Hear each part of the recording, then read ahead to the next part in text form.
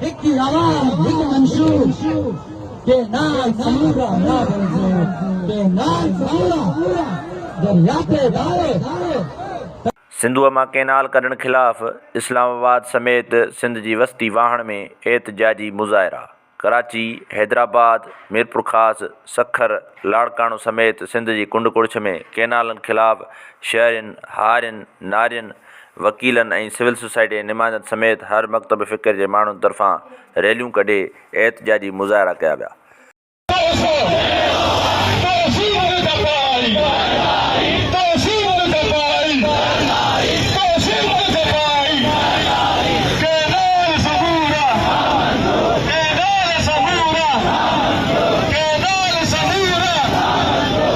عوامی workers party پاران اسلام آباد میں اجلاس کو ٹھائण بعد پریس کانفرنس کئی وئی. عوامی ورکرز پارٹی کی وفاقی کمیٹی کی طرف سے آج 2 روزہ اجلاس کے ختم ہونے کے بعد ہم اپنا اعلامیہ تمام پاکستان کے عوام کے سامنے، محکوم اقوام کے سامنے، عورتوں کے سامنے، ان تمام پرتوں کے سامنے رکھنا چاہتے ہیں جن کے نام پر اور جن کے نظریے کے گرد ہم سیاست کرتے ہیں. آج یہ ملک اور یہ خطہ ایک ایسی خوفناک سامراجی حکمت عملی کے اندر پھر سے جکڑا جا رہا ہے کہ جس کی وجہ سے روز پشتون اور بلوچ خطے کے اندر لاشیں اٹھتی ہیں، ریاستی جبر ایک انتہا تک پہنچ چکی ہے، لوگ غائب کیے جاتے ہیں، اور یہ سب کچھ معدنیات اور قدرتی وسائل کی بندر بانٹ کی خاطر ہو رہا ہے. یہ پہلی دفعہ نہیں ہوا، لیکن جس کو آج نئی سر جنگ کہا جاتا ہے وہ اس پورے خطے کو اور پوری دنیا کو اپنی لپیٹ میں لے رہا ہے. اور ہم سمجھتے ہیں کہ بائیں بازو کی خوبصورت ترین روایات کی طرح ہمیشہ ہم سامراج مخالفت اور سامراج مخالف ان تمام قوتوں کے ساتھ اپنی سیاست کو جوڑتے ہیں جو کہ پشتون اور بلوچ خطے سمیت اس پورے خطے کے اندر اور پوری دنیا کے اندر، یعنی کہ ایک ایسی دنیا کے قیام کے لیے جدوجہد کر رہے ہیں جو سامراج اور سامراجیت کے تمام اشکال سے پاک ہو. دوسری طرف ہمارے ہی اس پاکستان کے اندر اگر ہم دیکھیں کہ وہ معاشی اور قبضہ گیری کی حکمت عملی جب ہم سندھ سے لے کر گلگت بلتستان کے سندھو دریا پر جو قبضے ہو رہے ہیں، جو نئی نہروں کے بنانے کے نام پر جو ایک پورے ملک کے اندر اوپر سے لے کر نیچے تک سندھ بالخصوص اور گلگت بلتستان بھی، کشمیر بھی، سرائکی وسیب بھی جو سراپا احتجاج ہے، ہم ان کے ساتھ بھی اظہار یکجہتی کرتے ہیں.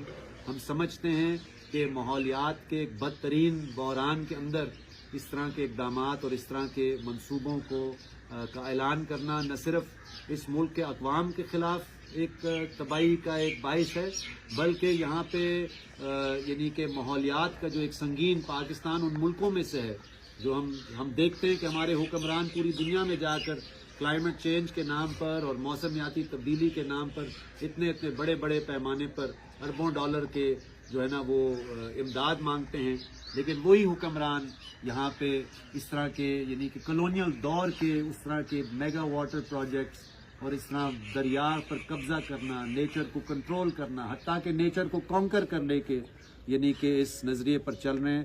ہم اس کی مزاحمت عوام کی مزاحمت کے ساتھ کھڑے ہیں اور کھڑے رہیں گے.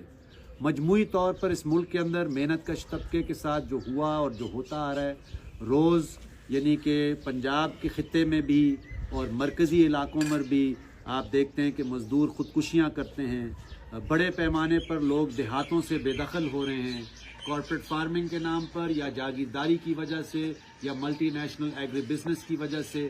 ہم محنت کش عوام اور محنت کش عوام کو آج بھی ہم سمجھتے ہیں کہ انقلابی سیاست اور تبدیلی کی سیاست کا ہراول ہے، اور ہم سمجھتے ہیں کہ ان کو منظم کرنا، ان کی آواز اٹھانا اور تمام اقوام کو ایک دوسرے کے ساتھ نفرت کی اس آگ سے نکال کر ایک سامراج مخالف پروگرام کے تحت جوڑنا، یہ ہماری بھی ضرورت ہے اور اس خطے کی بھی ضرورت ہے. اور یہ جو ہمارے اس ملک کے اندر بالخصوص اس عوام دشمن نظام کو، سامراج کی خدمت کو، قبضہ گیری کو، نفرت کو، جو پروان چڑھانے والا جو اسٹیبلشمنٹ ہے، جو سیکیورٹی اسٹیبلشمنٹ ہے، ہم سمجھتے ہیں کہ یہ بنیادی تضاد اس ملک کے اقوام اور محنت کش عوام کا اس اسٹیبلشمنٹ اور اس نو آبادیاتی ریاستی ڈھانچے کے ساتھ ہے جو ایک طرف بین الاقوامی طور پہ سامراجیت کو تقویت دیتا ہے اور دوسری طرف اس ملک کے اندر کبھی ماحول کو اور کبھی اقوام کے درمیان یعنی کہ نفرت اور پھر آئی ایم ایف کے قرضوں کی تکمیل کی خاطر عوام کے منہ سے لقمہ چھینتا ہے۔ ہمارے جنرل سیکرٹری بخشل تھلو آگے مزید بات کریں گے۔ جس طرح کہ ساتھیوں نے بات کی، 2 روزہ فیڈرل کمیٹی کا اجلاس ہوا ہے اور تمام نیشنل یونٹس کے ریپرزنٹیٹیوز پارٹی کے ساتھیوں نے بات کی، اپنے اپنے خطے کی صورتحال سامنے رکھی ہے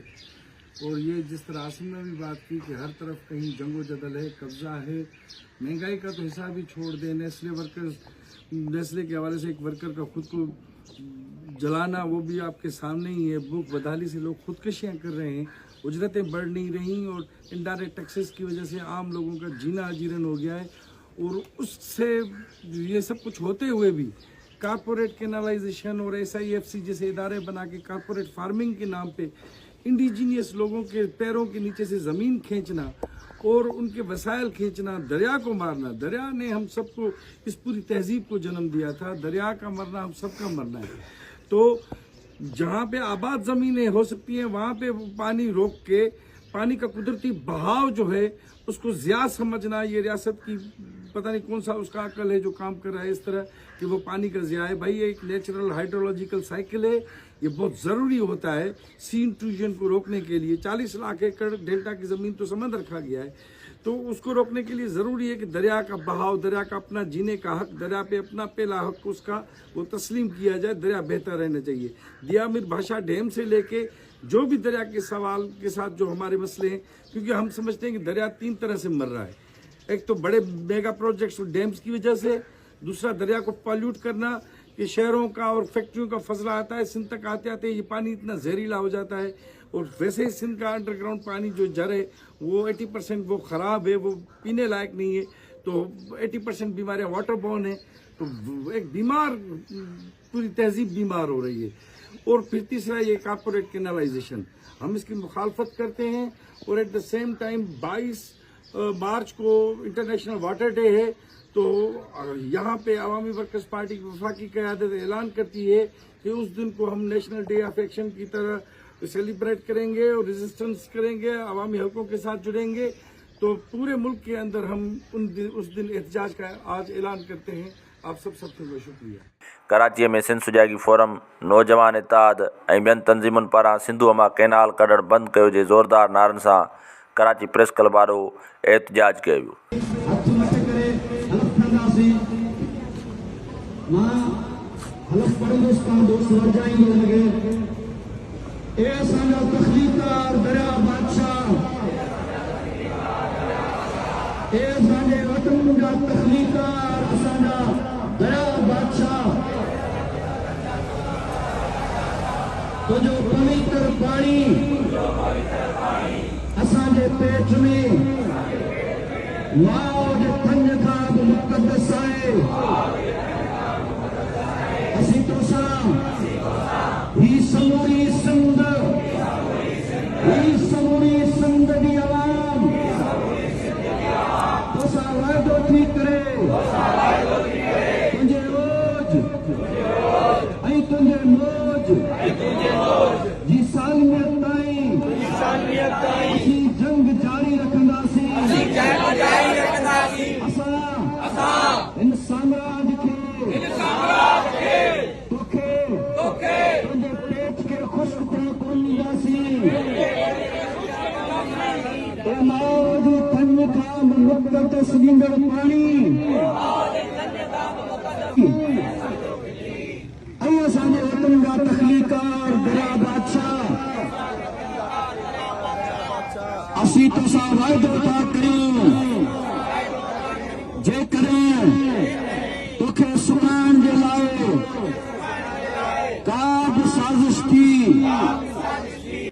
नेट कॾहिं हू बूटारनि खे लाहींदा, हू नेट त तोखे चाहींदा, हू नेट त तोखे चाहींदा, हू नेट त तोखे चाहींदा। ए आज़ादी, ए आज़ादी, ए आज़ादी, ए आज़ादी, ए आज़ादी, ए आज़ादी। छा घुरऊं था? आज़ादी। हक़ असांजो, आज़ादी। हक़ असांजो, आज़ादी। सबूरा के नाल सबूरा दंतित फौजी वाला दंतित फौजी वाला हाणे इन्हनि सिस्टम खां इब्राह शाह खे गुज़ारिश कंदुसि त अचनि ऐं पंहिंजो मौक़िफ़ रखनि।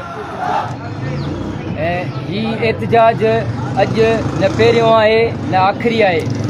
हीउ एतिजाज हर हफ़्ते थिए थो पियो ऐं हे तसलसुल जुड़ंदो अचे पियो। ऐं हीउ जेको जस्कम आरीसर तरफ़ां 23 फेबरवरी ते कराची में जेको सखर खां कराची ताईं पैदल लॉन्ग मार्च थियो, उनखां पोइ कराची पहुतो ऐं रियासत हिकिड़ो जेको आहे ऑपरेशन शुरू कयो आहे। हीउ क़ौमी तहरीक ते न पहिरियों ऑपरेशन आहे न आख़िरी ऑपरेशन आहे। ऐं हीउ जेको आहे सो ऑपरेशन क़ौमी तहरीक जे हर कारकुन जे लाइ नुक़सानकार आहे। हे असांजे प्यारनि खे खंबे गुम कयो वञे थो ऐं जेको आहे सो शुरू ॾींहं खां वठी पंजाब पंहिंजी बालादस्ती जे ज़ोर ते असांजो वसीलो, असांजा गैस, असांजो पेट्रोल, असांजो जेको बि जेको कारून जर असांजो दया, असांजा बेट सभु लुटे थो ऐं उनजे ख़िलाफ़ जेको बि नौजवान आवाज़ु उथारे थो, जेको बि कारकुन सियासी कारकुन आवाज़ु उथारे थो, उनखे हे खंबे गुम करे सघनि था। ॼण को मार्शल जो दौरु हुजे, हे ॼण आमिरत हले पई, हे अनऑफिशियल हिकिड़ी मार्शल हले पई।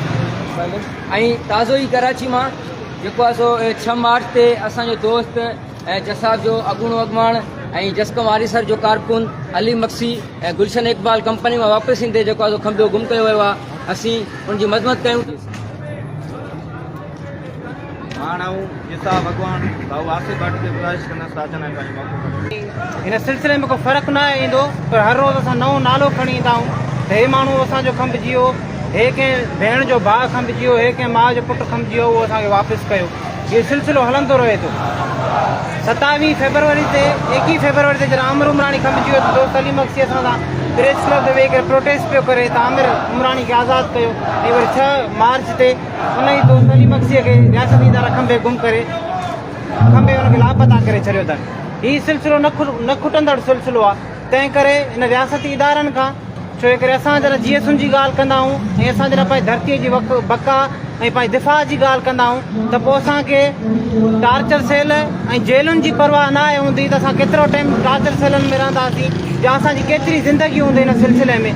असां इहो अहद ऐं पंहिंजो माइंड सेट ठाहे ईंदा आहियूं त हिन राह ते असांखे किथे बि का तकलीफ़ आई त उनखे असां पंहिंजो कॉम्प्लीमेंट भाईंदासीं, असां पंहिंजी ख़ुशी महसूसु कंदासीं। त जेको दोस्त अंदरि वियो आहे उन पंहिंजे इश्क सां निभायो आहे ऐं असांखे यकीन आहे जॾहिं उहो मोटंदो तॾहिं पंहिंजे इश्क सां सुरखुरु थी करे हिन ई रस्तनि ते मौजूदु हूंदो ऐं पंहिंजी धरतीअ जी दिफ़ा जी ॻाल्हि कंदो रहंदो। तो फैज़ अहमद फैज़ चयो त उठो किराए वफ़ा भी मुश्किल बहुत है, मुक़ाम में अब कोई ना मंजिल फराज़ दार और रसन से पहले। तो दार ऐं रसन खां पहिरियां का मंजिल कोन्हे। इहा आज़ादी मंजिल ॾुखी आहे, उनखे असां बहितर तरीक़े सां सम्झूं था। जेके इख़लाक़ी तौर ते जेकर असां घुर कयूं इन रियासती इदारनि खां त असां वधि में एतिरो ई चई सघूं था त असांखे त तव्हां बाग़ी तसवुरु कयूं वेठा हो, असांखे त तव्हां कंसीडर कयूं वेठा हो त हे मुल्क जी ख़ुशहाली नथा चाहिनि ऐं पाकिस्तान जा हॾॾोखी न आहिनि। हक़ीक़त बि आहे कंहिं सूरत में असां पंहिंजी धरती जी दिफ़ा जी ॻाल्हि कई आहे ऐं असां सम्झूं था त हिन पाकिस्तानी कॉलोनी में असांजी धरती महफ़ूज़ न आहे, असांजा वसीला महफ़ूज़ न आहे। हैदराबाद में सिविल सोसाइटी तरफ़ां सिंधूअ मां कैनाल करणु बंदि कयो, धाड़ियल कल्चर ऐं अमुन लाइ एहतजाजी मुज़ाहिरो कयो वियो।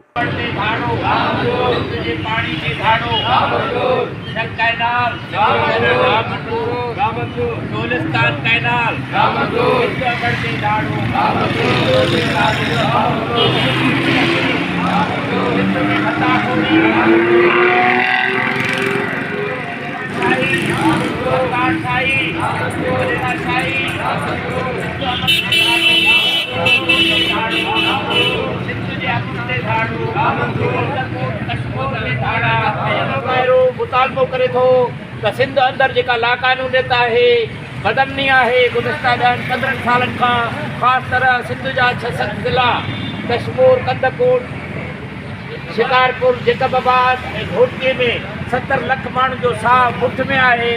तालीमी इदारा बंदि आहिनि। सिंध जे गर्ल्स स्कूलनि जी टीचर्स ते हमला आहिनि, उनजी अगवाकारी आहे, उहा सनत बंदि कई वञे। सिंध जे हुक्मराननि खे चऊं था, सिंध जो चीफ जस्टिस, सिंध जे वज़ीर आला, वज़ीर आज़म Pakistan, chief of army staff Hafiz Munir ऐं चीफ जस्टिस पाकिस्तान खां मुतालबो कयूं था त इन्हनि ज़िलनि जो अमन बहाल कयो वञे, भत्ताखोरी बंदि कई वञे, अगवाखारी जेकी सनत आहे उहो बंदि कई वञे। पढ़ियल गढ़ियल जेको फैक्टर आहे, इंजीनियर ऐं डॉक्टर जेको किरोड़नि में सनत में असांजो पैदा थिए थो, जेको मुल्क छॾण जी तयारी करे थो, डॉक्टर अब्दुल करीम नूनारी हिकिड़ो जेकॾहिं हितां ॿाहिरि वञी फ्रांस ऐं अमेरिका में कमु करे त हुनखे करोड़ा डॉलर मिली सघनि था डॉक्टरनि खे, पर उहो सिंध अमड़ जे फर्ज़ंदनि जी ख़िदमत करणु चाहिनि था। उन्हनि खे जेके अगवाकारी ऐं भत्ताखोरी जूं चिठियूं ऐं उन्हनि जे ॻोठनि ते रॉकेट हमला लांचर न थियनि था,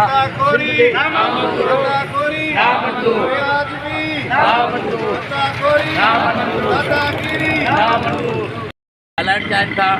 मां जेको अपना जे सिंध जे सदर एनडी नूनारी साहब खे चयो त उहो पंहिंजे ख़्यालनि जो इज़हार करे। एनडी नूनारी सिंध जे शहर कश्मीर में सिविल सोसाइटी जे नुमाइंदनि ऐं पढ़ियल लिखियल दोस्तनि बासर शरीफ़ इज़तदार घराणनि जे माण्हुनि ते हमला कया वञनि था, जंहिंजो सबूत आहे डॉक्टर अब्दुल करीम नूनारी जेको हिकिड़ो पढ़ियल लिखियल शरीफ़ ऐं हेल्थ डिपार्टमेंट सां हिकिड़ो मुंसलिक शरीफ़ शहरी आहे, हुनजे ॻोठ ते रॉकेट लॉन्चरनि सां हमलो कयो वियो, जंहिंजी पुरज़ोर हिमायत कयूं था।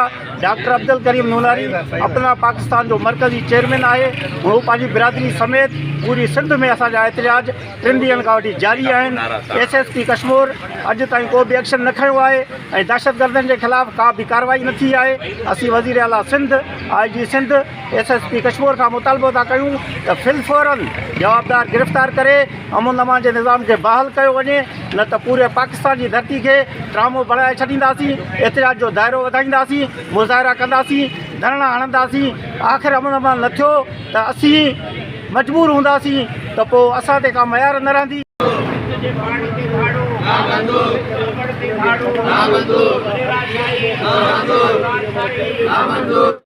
सखर में सिंधु मथां कैनाल अॾण ख़िलाफ़ शाह लतीफ़ यूनिवर्सिटी जे शागिर्दनि मार्च करे एहतजाजी मुज़ाहिरो कयो। असांजो रैली अॼु मुतालबो असांजो आहे त जेका पंजाब जेका गैर क़ानूनी कैनालनि ठाहे रही आहे सिंध जे दरिया मां, इंडस जे दरिया मां, असां चाहियूं था पिया सिंध वासी जेके सिंध जो आवाम आहे, सिर्फ़ु सिंध जो ई आवाज़ु न आहे, आम इंसान जो आवाज़ु न आहे, हीअ जीवत जो आवाज़ु आहे, बुलण जो आवाज़ु आहे, हीअ हर औरत ॿार बचे जो आवाज़ु आहे। असां चाहियूं था पिया त जेके गैर क़ानूनी कैनाल ठाहिनि था पिया उनजे ख़िलाफ़ु उहो कमु रोकियो वञे ऐं हीउ जेको तव्हां कानून पास कयो आहे उन्हनि खे रोकियो वञे जल्द सां जल्द। ॿी सूरत में असां जेतिरो थी सघियो असां हर सूरत अख़्तियार, हर रस्तो अख़्तियार कंदासीं अगरि पाणी जो कैनाल वग़ैरह बंदि न कया विया, अगरि या कैनालनि ते कमु बंदि न कयो वियो, छाजे करे जॾहिं कैनाल ठाहिया वेंदा त सिंध सॼो बंजर थी वेंदो, साॻियो मोहन जो दड़े जो ॾेख ॾेखारींदो। असां चाहियूं था पिया इंडस सिविलाइज़ेशन, इंडस सिर्फ़ु हिकिड़ो सिर्फ़ु सिंध न आहे, इंडस माना पूरी हिकु रियासत आहे, पूरी सिविलाइज़ेशन आहे। इंडस सिविलाइज़ेशन अॼु जी न आहे, हीअ सदियुनि खां वठी आहे, सदियुनि खे वठी तव्हां तारीख़ खे मिटाइण चाहियो था पिया। तव्हां पंजाब चाहे केरु बि चाहे कुझु बि नथो करे सघे। इंडस सिविलाइज़ेशन हिकु तारीख़ रही आहे, तारीख़ रहंदी, हमेशह ज़िंदा रहंदी आहे, ज़िंदा रही आहे। हीअ सिर्फ़ु पंजाब न, केतिरा ई आया विया, केतिरा ई अरगोन आया, तुर्खानन आया जंहिं सिंध ते हमलो कयो, केतिरा ई अरब आया, मगर असां सिंधियुनि कॾहिं बि पैर पच न कयो आहे। असां चाहियूं था पिया असां पंहिंजे हक़नि ख़ातिर, पंहिंजे नंगनि ख़ातिर, पंहिंजे जीवत ख़ातिर जंग कंदासीं, जंग कंदासीं। पंजाब तो शाह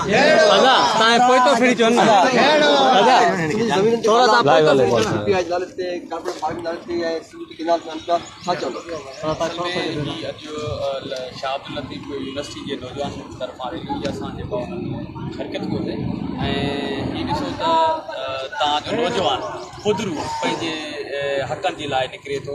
आउं सम्झां थो त जेके हुकुमरान आहिनि उन्हनि खे होश सां कमु वठिणो घुरिजे त हीअ जेके ॿार बचो, मां सम्झां थो त बचो हिन महिल रोडनि ते आहे सिंध जो, ख़ुदि कंहिं बि भले पार्टियूं न पिया आहिनि, पाण बि जेको आहे उन मां इहो मैसेज थो वञे त जेको आहे पाणी सिंध दरिया असांजो रेड लाइन, उन ते अगरि कंहिं बि क़िस्म जो न समझौतो आहे, न क़बूल आहे, न जेको आहे उनखे असीं कॾहिं बि क़बूल कंदासीं। जीअं बलोचिस्तान जे अंदरि बलोच तव्हां सां पाकिस्तान न खपे जा नारा लॻाए अलॻि हिकु रियासत वठणु चाहिनि पिया, जेकॾहिं तव्हां सिंध सां अहिड़ा नारवा सलूक बरक़रार रखियो त सिंधी सुभाणे तव्हांजे ख़िलाफ़ पाकिस्तान न खपे जा नारा हणी करे आज़ादु हिकु सिंध रियासत न घुरनि।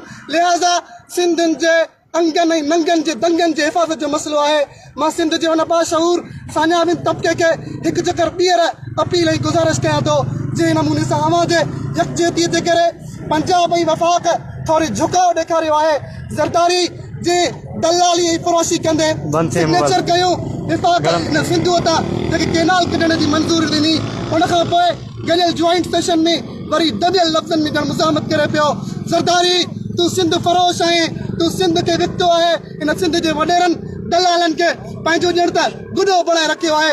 जीअं उन्हनि खे पटी पढ़ाए कढे पियो, उहे सिंध जा दलाल वॾेरा उहे तुंहिंजी उन पटीअ खे पढ़नि पिया। मूंखे शिकायत सिंध जे उन तबिके खां आहे जेके ताजिर आहिनि, शिकायत उन तबिके खां आहे जेके अञा ताईं घरनि में सुता पिया आहिनि। ए सिंध जा रहवासियो, ए सिंधूअ जो मसइलो दरिया जो मसइलो सिर्फ़ु सिंधियुनि जो मसइलो न अथव, सिंध में रहंदड़ हर उन बाशिंदे जो मसइलो आहे जेको सिंध ते रहे थो। कराचीअ खां कश्मीर ताईं हर उन माण्हूअ जो मसइलो आहे जेको हिते रहाइश पज़ीर आहे। जेकॾहिं तव्हां अॼु न थियो, चाहे पोइ उहो ताजिर हुजे या आम ज़िंदगी जे तबिके सां तालुक़ रखंदड़ कोई बि फ़र्द हुजे, जेकॾहिं न थियूं ईंदड़ तव्हांजा नस्ल अव्हांजे गिरहबनि खां छले करे अव्हां खां पुछंदा जॾहिं सिंधू ते धाड़ो लॻो हो तव्हां छो सुता पिया हो। बहरहाल मां हिन शेर चई करे इन पंजाब खे ऐं उन वफ़ाक़ जे नाम निहाद अॻवाननि खे ॿुधाइणु चाहियां थो। अचबो त जिगर शेर जो धारे अचबो, अचबो त जिगर शेर जो धारे अचबो, हर राकाफ़ ऐं देव खे मारे अचबो।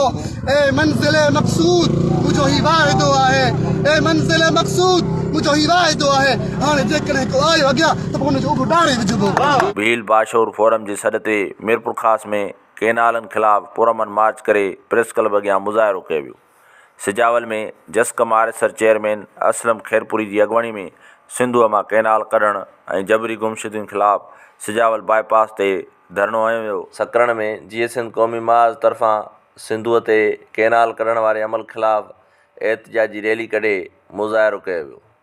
साओ पंजाब करण जे लाइ सिंध खे सुकाइण जी जेका साज़िश आहे, सिंधू दरिया मथां जेके 6 केनाल पंजाब तरफ़ां कढिया पिया वञनि, सिंध जो हर गैरतमंद पुटु उनजी मुखालफ़त करे थो।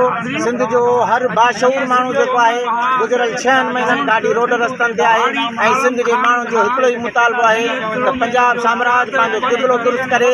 जेकॾहिं जबर ऐं ॾाढ जी बुनियाद ते गन पॉइंट ते जेकॾहिं केनाल ठहंदा त पोइ इहो हुननि खे बि था कयूं त पोइ हिन ख़िते जे अंदरि सिंध हिकु आज़ादु रियासत जी सूरत में जेका हिन जे साम्हूं ईंदी। छो जो हिननि बंगाल सां ज़्यादतियूं कयूं, हिननि हमेशह बलोचनि सां ज़्यादतियूं कयूं ऐं सिंध सां ज़्यादतियूं कयूं। न इन सम्झनि था त असां हिन दफ़े भॼी वेंदासीं, पर ईअं हिन दफ़े सिंध जो माण्हू थियणु कोन्हे।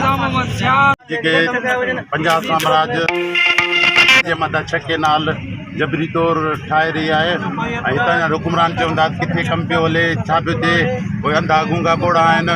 पर सिंध जो गैरतमंद नौजवान हारी ॿोड़ो पको सिंध जो गैरतमंद जेको बि माण्हू आहे केनालनि ख़िलाफ़ आहे। असांजो कोयलो तेल गैस बंदरगाह ऐं सभु वफ़ाक़ी नाले ते खयो वञनि। बचियल हिकिड़ो पाणी आहे जेको असांजो जियापो आहे ऐं इन ते को केनाल छा पर हिकु फड़ो बि असांजो नामंज़ूर आहे। ऐं इन पंजाब साम्राज्य जो इहे जेके मनसूबा आहिनि इनशाअल्लाह इहे नामंज़ूर आहिनि, न ठहण ॾींदासीं। तसलसल आहे जेके सिंधी क़ौम मुसलसल मैदान अमल में आहे, जसकम सभु समूरी सिंधी क़ौम मैदान अमल में आहे ऐं असांजो इहो ई मुतालबो आहे त सिंधू दरिया ते जेको धाड़ो आहे ऐं मां जेके केनाल कढिया पिया वञनि उहे सिंधी क़ौम जेको आहे सो मंज़ूर न कंदी। अॼु जसकम माड़ी आलम खान तरफ़ां हीउ पैदल मार्च करे 20 किलोमीटर पंधु करे असां इहो ई मुतालबो करूं था त सिंधू दरिया ते धाड़ो ऐं सिंध जे ज़मीननि ते जेका सूरत में क़ाबिल क़बूल न आहे, सिंधी क़ौम उन्हनि खे जेको आहे सो क़बूल न कंदी। असां सरापा एहतिजाज में आहियूं। पंजाब पंहिंजे ज़ुल्म ॾाढ जे जेको आहे सो हुन ते इहे केनाल कढे पियो, असां उन्हनि खे रद्द था कयूं। जीअं सिंधु देश।